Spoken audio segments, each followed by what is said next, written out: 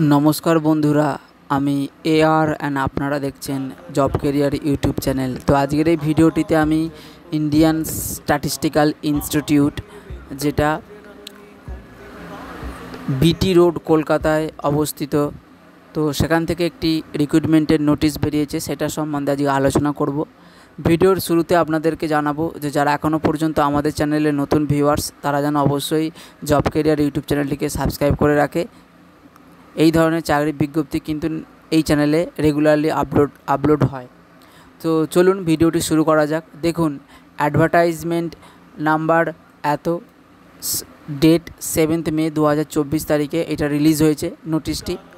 তো এখানে যে পোস্টটির কথা বলা হয়েছে প্রজেক্ট লিঙ্কড পারসনের জন্য একটি মাত্র পোস্ট আছে। পোস্টটি হচ্ছে আপনার পিওরলি টেম্পোরারি বেসিসে, ঠিক আছে। তো এই প্রজেক্টটা কিসের ওপর হচ্ছে? Chitinolytic bacteria for biological control sustainable and eco friendly approach to integrated pest management in agriculture. এই প্রজেক্টের ওপর আপনাকে প্রজেক্ট লিঙ্কড পারসন হিসাবে কাজ করতে হবে। তো কোয়ালিফিকেশান কী রয়েছে দেখুন, আপনি যদি মাস্টার্স ইন সায়েন্সে অর্থাৎ মাস্টার্স করে থাকেন সায়েন্সে, বোটানি সাবজেক্টের ওপর বা জুলজি বা এনভায়রনমেন্টাল সায়েন্সের ওপর, তাহলে কিন্তু আপনি এলিজেবল এই জবটি অ্যাপ্লাই করার জন্য।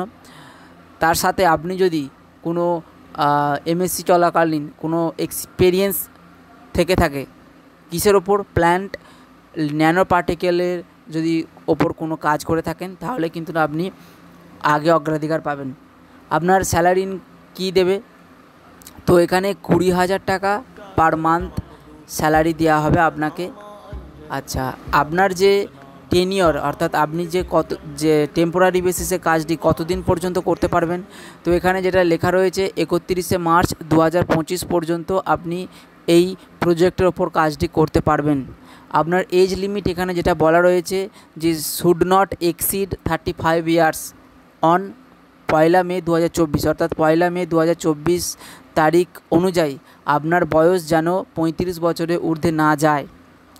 এবং এক্ষেত্রে এজ লিমিটের যে এসসি এসটি ক্যান্ডিডেটদের ক্ষেত্রে, যে ওবিসি ক্যান্ডিডেট, ওমেন মহিলাদের জন্য এবং ডিফারেন্টলি যারা সক্ষম তাদের ক্ষেত্রে আলাদাভাবে যে এজ রিল্যাক্সেশন থাকে গভর্নমেন্টের বিভিন্ন চাকরির ক্ষেত্রে, সেই ধরনের কিন্তু আপনি দেখতে পাবেন। যেমন এসসি এসটি ক্যান্ডিডেটদের ক্ষেত্রে 5 বছর পর্যন্ত এজ রিল্যাক্সেশন থাকে, ওবিসি ক্যান্ডিডেটদের ক্ষেত্রে 3 বছরের এজ রিল্যাক্সেশন থাকে, ঠিক আছে। এরপর বলবো আপনারা এই চাকরির বিজ্ঞপ্তিটা কিভাবে অ্যাপ্লাই করবেন। দেখুন এখানে যারা যে সমস্ত ক্যান্ডিডেট ইচ্ছুক অ্যাপ্লাই করার জন্য, তাদেরকে এখানে একটি কভারিং লেটার করতে বলেছে, অর্থাৎ একটি লেটার লিখতে হবে। লেটারটি লেখার পর এই যে avi.muk@yahoo.com এই ইমেল আইডিতে পাঠিয়ে দিতে হবে। তো লেটারটি আপনারা কিভাবে কি সাজিয়ে লিখবেন সেটা আমি একটু বলে দিচ্ছি, তবে আপনারা একটু মন দিয়ে শুনুন। তো আপনারা যেমন কোনো চিঠি লেখেন, সেই চিঠিটা কভারিং লেটার যেটা লিখবেন তার ওপরে যেন অ্যাপ্লিকেশান ফর এই যে PLP@AERU এটি যেন অবশ্যই থাকে কভারিং লেটারের ওপরে, ঠিক আছে। আর আপনার যে টু দ্য ঠিকানাটা হবে professor incharge biological science division Indian statistical institute, এটা যেন অবশ্যই লেখা থাকে। তো আপনার লেটারটি শুরু হচ্ছে টু দ্য ঠিকানাটা এটা দেবেন, প্রফেসর ইনচার্জ এটা লিখবেন। তারপর কিসের সাবজেক্ট কিসের লিখবেন, অ্যাপ্লিকেশান ফর PLP@AERU এইটা সাবজেক্ট লিখবেন। লেখার পর আপনি যেমনভাবে চিঠি লিখবেন, তো লেখার যে জিনিসগুলো লেটারে থাকা প্রয়োজন, যেমন আপনার এডুকেশনাল কোয়ালিফিকেশান বা পার্মানেন্ট অ্যাড্রেস, বাবার নাম, date of birth, academic qualification বা এগুলো যে রয়েছে এগুলো কিন্তু অবশ্যই আপনি আপনার লেটারটাতে লিখবেন। লেখার পর আপনি ওইটার একটি ছবি তুলবেন এবং পিডিএফ যেটা করবেন এই লেটারের সাথে আপনার যে সমস্ত এডুকেশনাল কোয়ালিফিকেশান আছে সমস্ত সার্টিফিকেটে অরিজিনাল ফটো তুলবেন এবং ফটো তুলে আপনার ওই পিডিএফের সাথে অ্যাটাচ করবেন। তার সাথে পাসপোর্ট সাইজ ফটো কিন্তু আপনি অ্যাটাচ করবেন। এবং আপনার যদি কোনো রকম এক্সপিরিয়েন্স থাকে এমএসসি চলাকালীন সেটাও দিতে পারেন। আপনার যে গভর্নমেন্ট আইডি যেমন Aadhaar card, voter card, PAN card, এগুলো কিন্তু ওই পিডিএফে অ্যাটাচ করে এই নির্দিষ্ট ovi.muk@yahoo.com এই ইমেল আইডিটিতে কিন্তু পাঠিয়ে দিতে হবে। ঠিক আছে, কত তারিখের মধ্যে? লাস্ট 24শে মে 2024 তারিখের মধ্যে। ঠিক আছে, আপনি যদি শর্টলিস্টেড ক্যান্ডিডেটদের মধ্যে হয়ে থাকেন তাহলে আপনাকে অবশ্যই ইমেল করে জানানো হবে যে আপনি শর্টলিস্টেড এবং আপনাকে এই ডেটে ইন্টারভিউ দিতে আসতে হবে। তো আপনি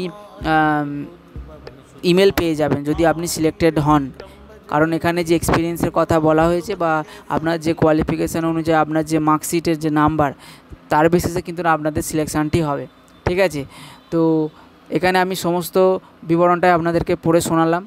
যদি ভিডিওটি আপনাদের ভালো লেগে থাকে তাহলে অবশ্যই জব কেরিয়ার ইউটিউব চ্যানেলটিকে সাবস্ক্রাইব করে রাখবেন এবং এই ভিডিওটির জন্য অন্তত একটি লাইক দেবেন এবং আপনার বন্ধুদের সাথে এই ধরনের ভিডিও শেয়ার করুন, যাতে এই ধরনের চাকরি বিজ্ঞপ্তি তারাও দেখতে পাক বা তারাও যেন তাদের কেরিয়ারে এগিয়ে যায়।